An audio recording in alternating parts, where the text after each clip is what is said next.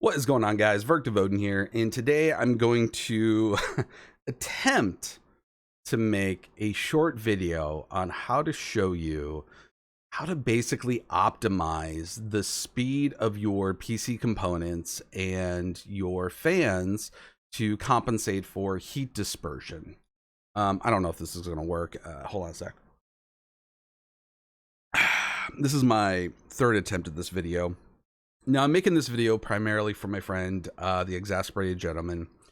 We both have semi-older models of Alienware PCs before they did the revamp on the case structure for better heat management. And it can be a little frustrating because if you buy an Alienware pre-built, from even just 2 years ago, it only comes with a single front-facing stock fan, a single output fan on the back near the power supply, and then depending on whether or not you have air or liquid cooling, I have the liquid cooling on the CPU, but that structure basically blocks the top vent, and so heat dispersion becomes like a real problem when playing graphically intense games like Assassin's Creed, or if you are like me, obsessive about graphic mods on Fallout and Skyrim, and you just keep layering them on more and more and more and more. So what I'm going to do, the first thing I'm going to say to you to do, if you have components that are overclocked, that let's say you ordered in a pre-built PC, or you built a PC with overclock components, you have to go into your system's BIOS and make sure those are enabled. I'm not going to do this because I am not comfortable enough with the knowledge on how to do that, so I'm not going to speak on that. There are much better videos out there on how to do that properly and safely. Once you've done that, I'm going to show you 3 things that you can do to basically optimize the rest of the components. The first thing is going to be your CPU. If you are running on a Ryzen CPU, there is a program that's comparable to this, but I don't know what it is. I haven't made the switch yet. I've been sticking with Intel. And so what I'm going to open up is Intel's Extreme Tuning Utility. And this is something you can get directly from their website. It's free. You don't have to, pay for it. And so what we're going to go down to is we're going to go down to Speed Optimizer. And this will say, this is a click to overclock your processor. This is basically allowing, Intel's architects, right, who basically understand this. This is a program to basically dummy-proof overclocking your CPU so you don't screw it up. So you just hit optimize now. It'll ask you, well, if you do this, it may result, depending on your system parameters, that you might screw up your PC. Yeah, I agree.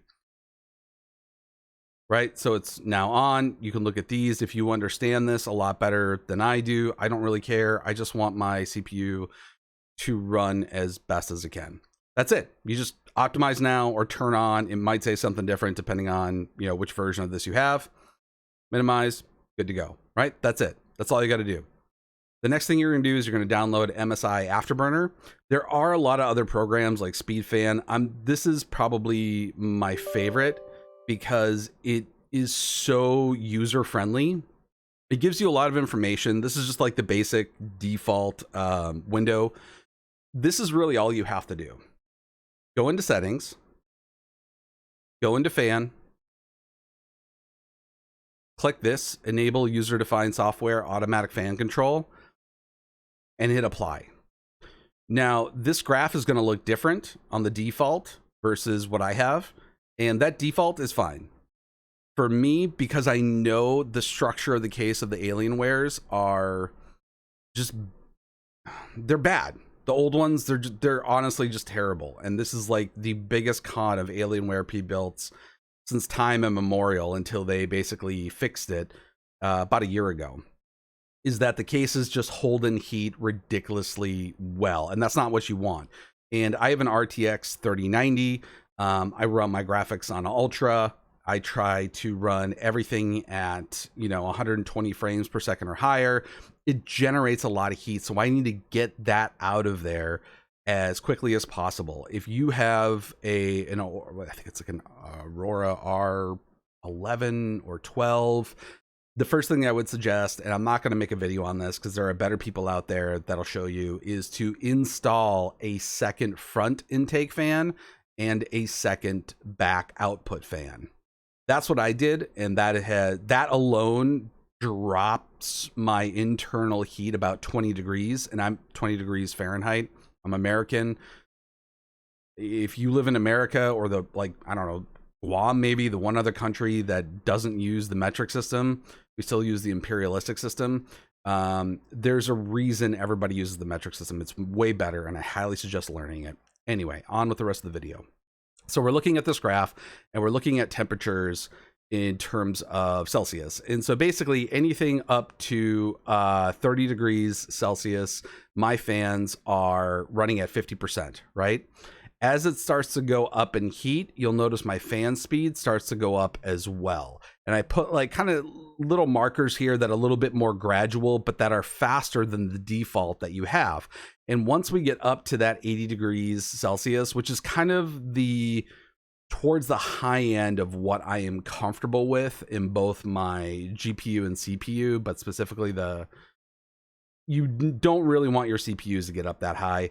I just start cranking this up to 100. Now, because this automatic fan control controls all of your fans, including the ones that you installed or that I installed, the extra ones that are going off of I really don't like this term, but this is what they do. It's like a master slave cord.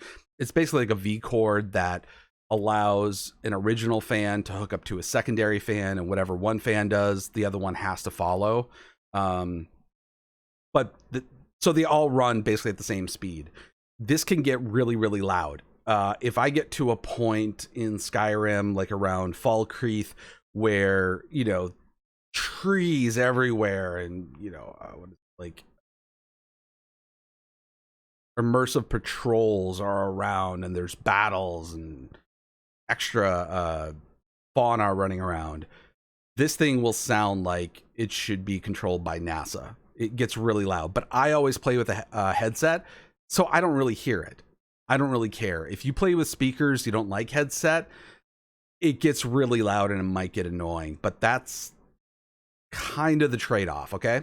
So that's basically it. That's all I do for this program. And the last thing I'm going to do, and I'll say this too, the MSI Afterburner, where are you? Right here. You cannot exit out of it. If you exit out of it, as opposed to minimizing it, you turn the program off. So make sure you don't turn it off. Those are the two best things. The last thing I'm going to do is a little trick that I learned, and I wish I had, I wish I knew this YouTuber. Didn't get his name. He's a small YouTuber like me. He's got like maybe 2,000 views. I wish I remembered his name, because this little trick has helped so much. So specifically in Fallout, I'm using all 2K graphic overhauls. I'm using Endless Warfare with NPCs travel and some mod that allows like 400 new spawns of ghouls around populated city areas to kind of, simulate a true post-apocalyptic world. It is very, very, very, very, very stressful on my system. So what I'm going to do is that I'm going to go down and I'm going to go to Vortex, or if I'm not using a mod manager, if I'm just playing a game vanilla, which I never do, you can do this on the game itself. But if you are using Mod Organizer or any sort of like mod manager that has a script extender, that is what you need. That is what is essentially running your program, and that's what you need to optimize. So, and you have to do this every time you open up your PC. This isn't like a change that is permanent. So I already have Vortex opened up. I launched it through Script Extender, so I'm going to minimize it. So I need the program running, so it'll pop up under the processes. And then I'm going to right click on Vortex, and I'm going to go down to go to details. Now, this is under the details here. It's just, you can click this tab on your own. It's just nice to not have to scroll down. So under Vortex, you are going to see a lot of these. I don't know why this is. It doesn't matter. I'm going to right click. I'm going to go up to set priority, and then I'm going to go high. Do not go to real time. I have tried this on all of my games that I've used Vortex for. If you go to real time, your game will crash. It is just too much processing on older games modded. On newer games, where maybe using a mod injector like WeMod probably won't make a difference, but just use high. It's going to warn you, oh, certain processes could cause system instability. It's true, but putting this on high, again, set priority, high, and I'm just going to do that for each one, because I don't really understand why there are like 4 or 5 of these, but I do this for each one.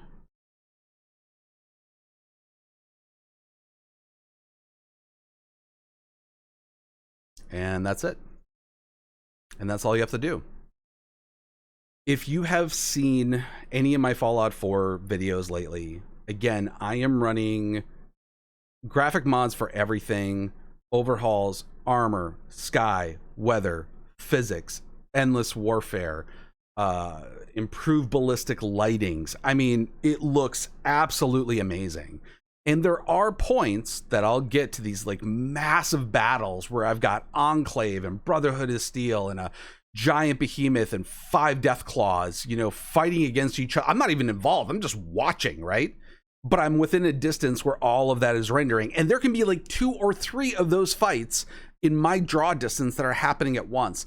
That is a huge stress on everything in your system.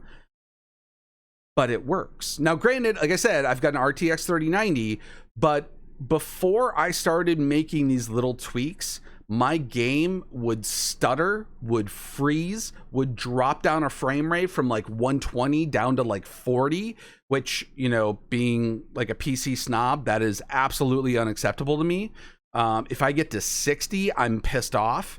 So making these tweaks has basically like allowed me to play the game exactly the way I want it, with exactly the mods that I want to use. Now, this is not a one-all cure-all, but these 3 steps alone will help you maximize your PC's potential and heat management. I hope that worked, guys. Let me know what you think in the comments below, or if you have any other tips or tricks, or maybe help me understand, you know, what core frequency, clock frequencies are, or something like that. I don't know. But anyway, thanks for watching.